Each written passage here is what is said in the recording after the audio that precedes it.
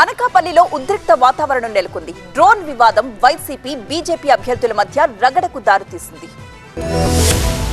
Anakapalli parliament లో drone వివాదం నేతల మధ్య రచ్చకు రాజేసింది. వైసీపీ ఎంపీ అభ్యర్థి డిప్యూటీ సీఎం ముత్యాల నాయుడు స్వగ్రామం తారువాలోని ఆయన ఇంటిపై డ్రోన్ ఎగరడం వివాదానికి దారితీసింది. తన ఇంటిపై అనుమతి లేకుండా డ్రోన్ ఎగరవేశారంటూ ముత్యాల నాయుడు ఫిర్యాదు చేశారు. దీంతో నలుగురిని అదుపులోకి తీసుకున్నారు కోటపాడు పోలీసులు. ముత్యాల నాయుడు నుంచి విడిపోయి వేరుగా ఉంటున్న మొదటి భార్య కుమారుడు రవి ఇంటిపై నుంచి డ్రోన్ కెమెరా ఆపరేట్ చేసి తనపై హత్యాయత్నానికి రెక్కి చేస్తున్నారని డిప్యూటీ సీఎం ఫిర్యాదు చేశారు. అయితే ప్రచారంలో భాగంగా డ్రోన్ కు బీజేపీ జెండా కట్టి ఎగురవేస్తున్నామని చెప్తున్న బీజేపీ నేతలు ముత్యాల నాయుడే తమను కొట్టారని తిరిగి ఫిర్యాదు చేశారు. వారిని మద్దతుగా తొరువా గ్రామానికి వెళ్లిన సీఎం రమేష్ ను పోలీసులు అడ్డుకున్నారు. దీంతో బీజేపీ నేతలు గ్రామస్తుల మధ్య వాగ్వాదం తోపులాటకు దారితీసింది. సీఎం రమేష్ వాహనాలను సైతం గ్రామస్తులు అడ్డుకునే ప్రయత్నం చేశారు. దీంతో సీఎం రమేష్ ను అదుపులోకి తీసుకుని దేవరపల్లి పోలీస్ స్టేషన్ కు తరలించారు పోలీసులు. తన పార్టీ కార్యకర్తపై దాడి చేస్తే పరామర్శించేందుకు వెళ్లిన తనను పోలీసులు ముత్యాల నాయుడుకు కొమ్ము కాస్తూ పోలీస్ స్టేషన్ కు తరలించారని ఆరోపించారు సీఎం రమేష్. 40 రోజులుగా ప్రశాంత వాతావరణంలో ఎన్నికల ప్రచారం చేసుకుంటుంటే ఓడిపోతాము అనే భయంతో ముత్యాల నాయుడు దాడులకు పాల్పడుతున్నారని విమర్శించారు సీఎం రమేష్.